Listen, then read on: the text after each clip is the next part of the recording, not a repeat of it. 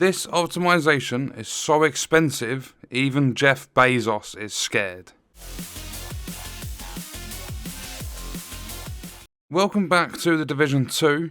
I am only bringing you this video because I've had several discussions in the comments of people that are saying you can go craft all the bundles, you can purchase weapons and deconstruct them, and there are several ways to obtain all of the stuff you need to optimize your gear. But what I've done is gone through crafting, I've gone through buying weapons and farming resources to kind of put together a list of roughly how long it's going to take, how expensive it's going to be. So we're going to start with crafting the stuff. If we have a look over here at the crafting station, we go down to the optimization. In here, you can craft the shade calibration bundle.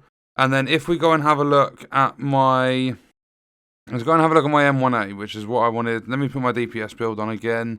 So my M1A is going to take 60 shade calibrations.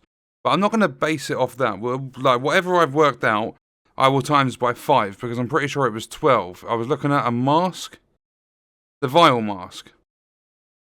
Here we go. I need 12 shade calibration. But bear in mind, this is to go up 0.1% on that stat. I'm going to need 12 shade calibrations. That's just one of the 4 resources. There are a few different ways you're going to obtain the shade calibration. One of them is crafting. If we go to the crafting bench, it's going to take 3 resources, and those are all the blue resources. You need 1,000 of each, and that's just for 5 shade calibration. So if you are doing this through shade points, because you can do this through shade points, if we go to scavenging, shade calibration, you can get 1, and you can get 1 for 1 shade level point. You can only really do this efficiently if you're over shade level 1,000. I don't even know if you can do this under 1,000. But if you can, then what you're going to need to do, if you're under level 1,000, each 5 levels is going to give you 1 scavenging point. So you need 12 shade calibration to go up 0.1%. That is 60 shade levels.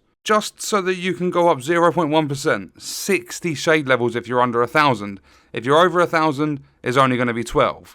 Because once you've completed the other 4 categories, then every single point goes into scavenging. That's to get them directly. If you're using your shade points to get them directly. If not, and you're going for these resources, remember you need 1,000 of each. So that'll be electronics, carbon fiber, titanium. They're all the blue ones, you need 1,000. So go back into our shade watch. And you are going to need all 3 of the blue ones. Are going to give you 25 of the resource per shade point. So that means you are needing, if you're over level 1,000, you're needing to put 40 points just to get 1,000 of 1 resource out of the 3 needed. So if you're doing all 3, that's 120. And if you are doing this before shade level 1,000, you want to do all 3 of these, that's 600 shade levels that you need to basically pass through in order to get enough scavenging points. Obviously, it's only going to be 120 levels if you are above shade level 1,000 because every point goes into scavenging. And what I have just told you is based on you literally crafting 5 shade calibration. So 1 craft of that bundle of 5 shade calibration. Times that by 3 for the 0.1% upgrade on the optimization for the vial mask. That is 360 levels. If you had to go through 5 shade levels per scavenging point, that is 1,800 shade levels just to get 15 shade calibration, which will just be enough for that 0.1% increase on your stat. So that's the start of it. It does get worse than that. You can do projects in order to obtain shade calibration. If we have a look here, a daily project is going to award 1. A weekly is going to award 5. If you was to do a weekly, you'd still need to do, like, basically after a week, because you can do a weekly, that'll get you 5 points, and then 7 dailies, 1 a day, is another 7 points, there's your 12. So, minimum a week is how long it's going to take to do projects and get those 12. Remember, this is all for 0.1% on one of your stats. The shade calibration can also drop from summit and optimization caches, but then with the summit caches, you have to be lucky enough to get the keys to drop when you're in the summit. Obviously, you can go out farming the different materials, and you can find the electronics, carbon fiber, and titanium. So your best option is to still grind for the stuff. At the same time, I have been speaking to a lot of people about this, and you're better off just not optimizing your gear. You've got a better chance of finding the perfectly rolled item that you're after, instead of gathering the resources required to optimize the piece of gear you already have. It's such a grind, it's unbelievable. And that's no matter what way you look at it. If we go and have a look at the alloy bundles, and my M1A, if I come back in here, the rifle alloys, I need 300 of them to go from 9 to 10% damage to targets out of cover. 300 alloys. In terms of crafting, because you can't get these from your Shade Watch, so crafting the bundles, I'm going to use the LMG and the pistol ones. I'm pretty sure it'll be exactly the same requirements because they all seem to be the same. There's 270, 195 and 450. So let's say my M1A was an LMG. Just for the pure example of this, because I don't have the rifle alloy bundle. 270 steel. I mean, that's okay, but you're getting 10 alloys out of this. I need 300, so I need to craft this bundle 30 times. So that means I need 8,100 steel in order to do this. You get 50 per shade level point. So do you know how many shade points I'm going to have to put into getting the resources I need? And that's just for the steel, 162 shade levels. Just to use my shade points to gather enough resources to craft 30 of these. If you look at the titanium, I need 195. If you times that by the 30 times I need to actually craft this bundle, that's 5,850. It's a blue resource, so you get 25 per shade level point. That means I need to use 234 shade points just obtaining titanium. And then the final one, receiver components, I can't remember exactly how to get hold of them. You need 450 and need that 30 times, so that's 13,500 of that. And it can't actually be obtained through shade levels, so you're going to have to farm to get hold of the receiver components. So it's a very, very expensive thing to craft all the bundles, to use your shade points, to do the project. It's going to take a little while to do the projects. And you're going to have to solely focus on those. And then next, we're going to have a look at buying the weapons, because people said, go to the vendor, buy the weapons, boom. Let's have a look. Let's say I need SMGs. Let's say I need the alloys from these. To buy one of these is 8,480 in-game credits. Let's round that up to 8,500. So we're going to times that by the 300 that I need. So let's say my M1A is an SMG, and I'm going to need 300 alloys in order to optimize it up by that 1% for the damage to targets out of cover. I'm going to need 300 of these, and let's say it's 8,500 credits each weapon. Buying 300 is going to cost me 2,550,000 credits. Look at my credits at the bottom, 2,464,000.